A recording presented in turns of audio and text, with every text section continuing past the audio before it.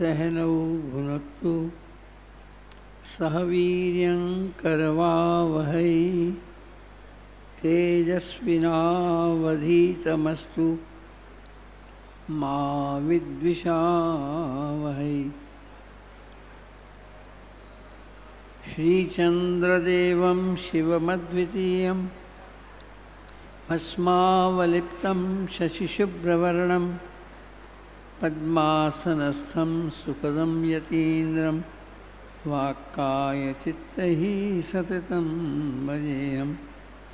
गुरुर्ब्रह्मा गुरुर्विष्णु गुरुर्देवो महेश्वरः गुरुसाक्षात् परं ब्रह्म तस्मै श्रीगुरवे नमः।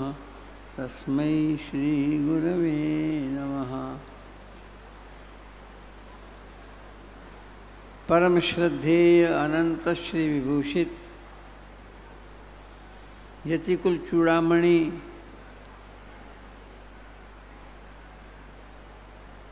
श्री जगतगुरु रामानंदाचार्य महाराज श्री के 37वें पट्टाभिषेक उत्सव के उपलक्ष्य में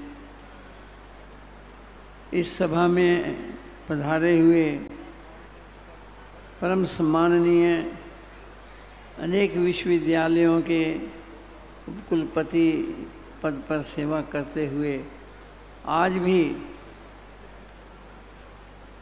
पतंजलि विश्वविद्यालय के उपकुलपति पद पर उसको अलंकृत करते हुए आज भी संस्कृत जगत में सेवा कर रहे हैं। ऐसे सम्माननीय डॉक्टर श्री महावीर अग्रवाल जी, उपस्थित पूज्य संतजन, विद्वज्जन और इस सभा में बड़ी श्रद्धा भावना के साथ हरिद्वार तथा अनेक नगरों से आए हुए श्रद्धालुजन, मातृशक्ति, मैं अपना परम सौभाग्य मानता हूँ कि महाराज श्री के इस पट्टाभिषेक समारोह में उपस्थित होने का सुअवसर प्राप्त हुआ है। महाराज श्री के दर्शन समय समय पर मीडिया के माध्यम से भी होते रहते हैं। उनके मंगलमय प्रवचन भी श्रवण करने को मिलते रहते हैं। लेकिन आज कई वर्षों के बाद साक्षात दर्शन करने का सौभाग्य प्राप्त हुआ। यद्यपि स्मरण आ गया, आज से पूर्व श्री अयोध्या जी में जब मंदिर का लोकार्पण था, उस अवसर पर भी महाराज श्री की सभा में जाकर के दर्शन करने का सौभाग्य प्राप्त रहा। लेकिन इनके दर्शन हम अनेक वर्षों से कर रहे हैं। मुझे पुरानी याद आती है, महाराज श्री को भी स्मरण होगा, अंध विद्यालय में आध्यात्मिक चेतना समिति के महासचिव डॉक्टर राम कुमार शर्मा जी के द्वारा आप भी अंध विद्यालय में एक कार्यक्रम में आमंत्रित थे और हम भी आमंत्रित थे। उस सभा में महाराज श्री के विशेष श्रद्धालु शिष्य तो स्वामी पूज्य शरणानंद जी महाराज के थे, लेकिन महाराज श्री के प्रति बड़ी भावना रखते थे। ऐसे Shri Satya Prakash ji Pandey, advocate, supreme court, high court, वो भी उस समय उपस्थित थे। इस बात को लगभग 30 साल से ऊपर हो गए हैं। 30 साल से ऊपर की बात है। महाराज श्री के पास समय भी नहीं था, लेकिन सभा में पधारे और महाराज श्री ने घंटों भाषण किया, घंटों। मैं उसका साक्षी हूं। महाराज श्री की पंजाबी बाग में भागवत कथा हुई थी, तब मीडिया का ज़माना नहीं था। उन्हीं वर्षों में उसमें भी महाराज श्री की भागवत सप्ताह कथा में उपस्थित होकर साक्षात श्रवण करने का सौभाग्य प्राप्त रहा।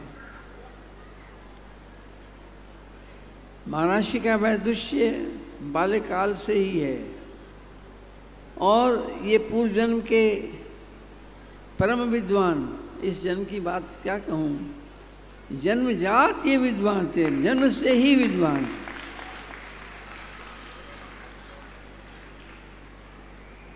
बचपन में ही इन्होंने कई ग्रंथ कंठस्थ कर लिए थे। निमित्त करना था कंठस्थ करने का, वैसे इन्हें सहज रूप से सब कुछ आता ही था, केवल कंठस्थ करने का उपक्रम किया। और आश्चर्य होता है कि महाराज श्री जब भी भाषण देते हैं तो उसके बीच में जब उद्धरण प्रस्तुत करते हैं तो उद्धरण प्रस्तुत करते समय ग्रंथ का अध्याय, पाद, मंत्र आदि सब कुछ बता देते हैं। मंत्र याद होना तो है ही, लेकिन उसकी संख्या को भी कंठस्थ रखना ये बड़ा महत्वपूर्ण विषय है। ऐसे विद्वान है महाराज। वैसे तो आपके जितने गुण गाएं उतने कम हैं, अनंत गुण वाले हैं। आपने जो भाष्य की प्रथा लुप्त हो गई थी, भाष्यकार पहले हुए हैं, अब प्रथा लुप्त हो गई। और जिस प्रस्थान त्रयी पर जगत गुरु शंकराचार्य, आदि शंकराचार्य, शंकरावतार आदि शंकराचार्य महाराज ने भाष्य लिखा है, उसके ऊपर आपने नया भाष्य लिखा है। ये बहुत बड़े महत्व की बात है।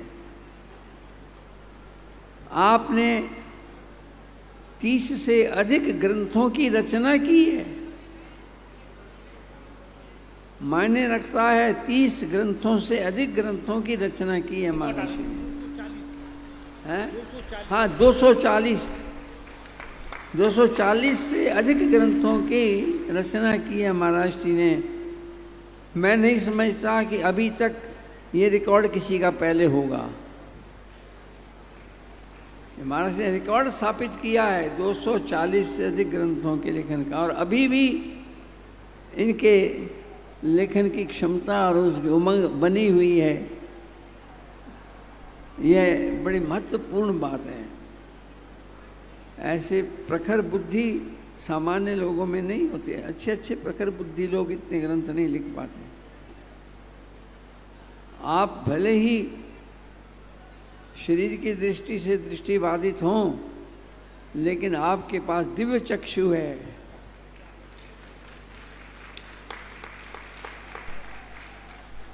उस दिव्य चक्षु के द्वारा आप ग्रंथों का स्वाध्याय करते हुए और उनका मनन करते हुए अपने जीवन में निधिध्यासन भी करते हैं। आपका जीवन शास्त्रमय है। आचार्यों के लिए जैसे कहा गया है, आचिनोत्या शब्दार्थान आचार्य स्थापयत्यपि स्वयं आचरते यस्मात् तस्माद् आचार्य इति कथ्यते। यह आचार्य की परिभाषा है, जो सद्ग्रंथों के शब्दों का तात्पर्य प्रकट करें और उन शास्त्रों के द्वारा निर्धारित आचरण लोगों में स्थापित करें, लोगों को वैसा आचरण युक्त बनाएं और इसके लिए स्वयं भी वैसा आचरण करते हों, वही आचार्य होने के लायक हैं। ये आचार्य के सारे लक्षण आपके बीच में अक्षरशः घटित होते हैं। इसलिए आप वास्तव में केवल रामानंदाचार्य ही नहीं हैं, आप पूरे संत संप्रदाय, पूरे सनातन जगत के ही आचार्य हैं। यह कहने में कोई अतिशयोक्ति न होगी।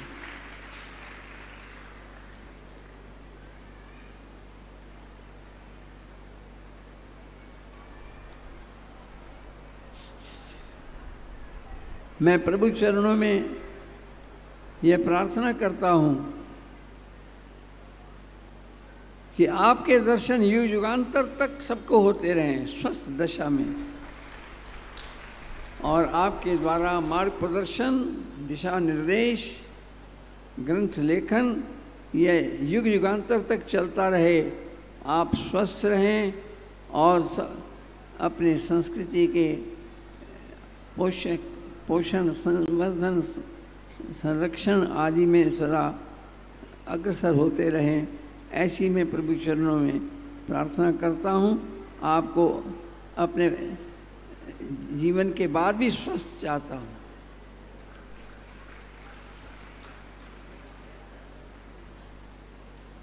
अंत में यही कहूँगा, असित गिरि समम स्यात् कज्जलम सिंधु पात्रे सुरतरवर शाखा लेखनी पत्र मुर्वीम एकद यदि गृहीत्वा शारदा सार्वकालम तदपि तव गुणानाम ईशकारम याति।